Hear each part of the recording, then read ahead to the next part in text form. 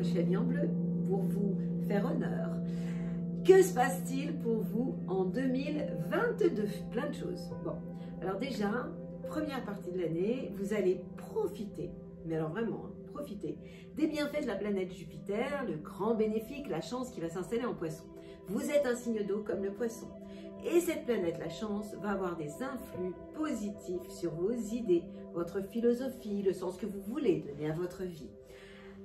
Il est associé à Neptune, la planète du feeling, de l'intuition. Donc, en fait, ça va vous donner envie de vous dépasser. Votre envie de bouger, vous qui, quelquefois, êtes un peu frileux, vous allez avoir envie de bouger les lignes de votre vie. Vous allez avoir envie de tenter d'autres expériences, d'aller vivre, pourquoi pas ailleurs, hein. Et vous allez vous sentir vraiment capable de faire de grandes choses, vous qui êtes si timide d'habitude. J'ai un bémol. Bah ouais, je sais, vous n'allez pas être content. Mais entre mai et octobre, il se trouve que la planète Jupiter, que vous aimez tant, que j'aime tant, va aller chez les copains les béliers, qui ne sont pas spécialement des copains pour vous. C'est un signe de feu, le feu. Et vous, avec vos émotions, vous êtes perturbé avec le bélier. Donc en fait, ce Jupiter va avoir des influx sur la maison 10, la carrière, votre destin, et jusqu'au 28 octobre. Vous allez dire non, c'est trop. Alors en fait, votre audace va être plus crispée, vos ambitions vont être un peu contrariées, vous serez moins dans la certitude pour changer de cap. Alors vous allez peut-être attendre un tout petit peu, fin octobre. Fin octobre, vous allez me dire c'est loin. Ben oui, mais fin octobre, il y aura le retour de Jupiter dans le signe du poisson, qui est un copain. Et du coup, là, vous serez vraiment prêt. Mais je vais vous donner le détail. En amour, qu'est-ce qui se passe en amour? Début 2022, Vénus, la planète de l'amour, est en Capricorne. Ça veut dire qu'elle est en face de vous. Et en fait, elle va être amplifiée par Pluton, qui est aussi en Capricorne, donc aussi en face de vous. Et puis Mars, l'action, toutes ces planètes sont en face de chez vous en Capricorne. Et elles occupent la maison 7, c'est-à-dire la relation au couple et aux collaborations. Et ça peut jeter un froid sur vos amours. Et vous allez dire, mais Jupiter, Jupiter va vous protéger. Et vous devez juste comprendre qu'il y a des moments où il faudra faire attention, plus que d'autres. En avril, Vénus, la planète de l'amour, va s'installer en Poisson. Et là, ça va être génial pour vous au niveau de vos idées. Le mois d'avril est un bon mois pour redonner du sens à votre vie. Et la tendresse va vraiment refaire irruption dans votre vie.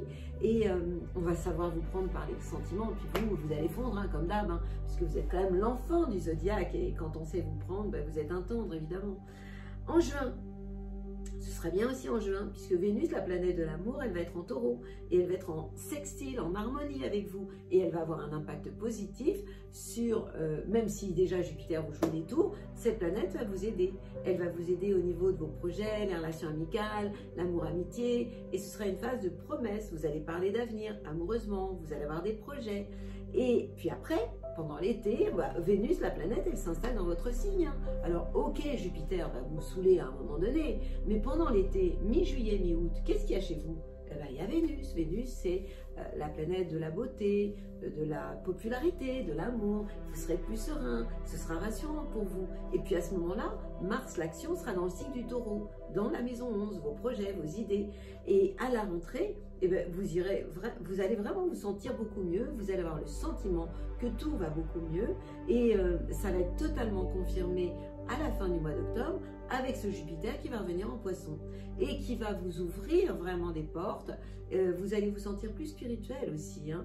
Et puis vous allez aller donc de mieux en mieux et tout ça sera confirmé en octobre, non seulement avec Jupiter mais avec Vénus qui va s'installer en Scorpion. Scorpion, signe d'eau comme vous, et ça aura une influence sur le secteur de l'amour, la créativité et de vos enfants. Au niveau de votre vie sociale, en 2022, quand Jupiter va occuper le signe du Poisson, dans le secteur de vos idées, de la philosophie, eh bien, ce sera l'heure parfaite pour vous pour montrer ce que vous savez faire, c'est-à-dire pour développer vos talents, vos ressources à ce moment-là et pour vous dépasser. Donc, c'est vraiment le moment où il faudra le faire et vous allez être capable de bouger les lignes de votre vie parce que vous allez avoir des opportunités, vous allez avoir des propositions aussi et très certainement de nouvelles amitiés. Avec Neptune, qui est toujours en Poisson, donc signe d'eau comme vous, et en trigone avec vous, vos idées vont être connectées, hein, vous allez être très intuitif, et votre souhait de vivre autrement. Je ne vous ai pas parlé d'Uranus en taureau, qui vous envoie des super bonnes ondes, et qui vous donne envie de tout bouger. Eh bien, vous allez prendre des initiatives, et vous allez savoir saisir la chance au vol qui sera là en début d'année malgré les planètes en Capricorne. Vous devez juste comprendre que le bémol, il est entre le 11 mai et le 28 octobre, lorsque Jupiter sera en bélier et occupera le secteur de votre carrière, de votre destin. Mais vous serez aidé par d'autres planètes à ce moment-là, toutes celles dont je viens de vous parler. Donc, il pourra y avoir à ce moment-là des remises en question. Mais si vous êtes courageux et si vous savez imposer vos plans en force, vraiment, parce que là, c'est de ce dont vous allez avoir besoin, vous allez y arriver.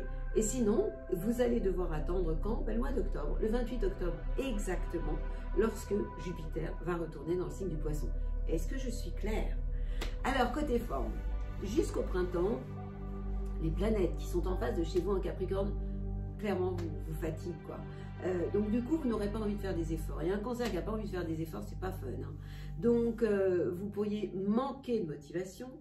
Vénus en Capricorne vous donne envie de rester sous la couette, mais pas forcément à deux.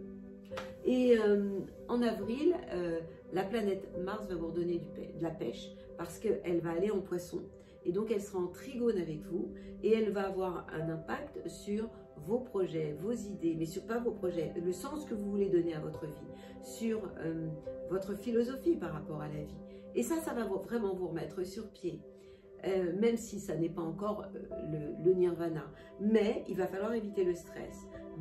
Comment faire pour éviter le stress quand on est Cancer? Vous devez éviter de stocker dans votre petite boîte secrète vos émotions qui quelquefois débordent et vous font du mal parce que vous êtes un émotif. Prenez de la distance et puis s'il vous plaît, lâchez-vous plus souvent les petits Cancers. Mon conseil, ça va être d'oser défendre et pourquoi pas d'imposer vos projets et puis vos convictions aussi, parce que vous en avez. Et les choses vont changer. Et les autres vont mieux vous comprendre. Donc vous voyez, c'est une année extrêmement intéressante, subtile, si vous savez agir au bon moment, en essayant de composer avec quelquefois cette lassitude à cause de ces planètes en Capricorne, mais savoir en même temps que Jupiter est là pour vous filer un coup de main. Et puis, au moment où Jupiter joue contre vous, d'autres planètes vont vous filer un vrai soutien. Et à ce moment-là, vous allez pouvoir naviguer, pas en eau trouble, parce que vous êtes quand même le signe d'eau qui aime l'océan, qui aime plutôt, pas l'océan, mais la mer.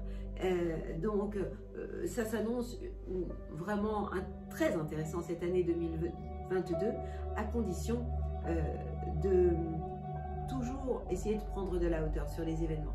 Alors, quel élixir? Pour vous, j'ai toujours envie de vous parler de Rock Rose, parce que vous avez des peurs d'enfants. Vous avez beaucoup d'émotions. Donc, vous avez quelquefois vous pouvez quelquefois manquer de confiance en vous. Dans ce cas-là, l'arche pourrait vous faire du bien. Le Gore, c'est pas mal aussi pour le aquabond. Et je pense que j'ai fait le tour de ce qui va vous faire du bien cette année. Et je vous souhaite une année à la hauteur de vos rêves les plus enfantins. Puisque vous êtes l'enfant du zodiaque. Et avoir des rêves d'enfant, c'est ce qu'il y a de plus beau. Avec mes plus belles ondes, évidemment.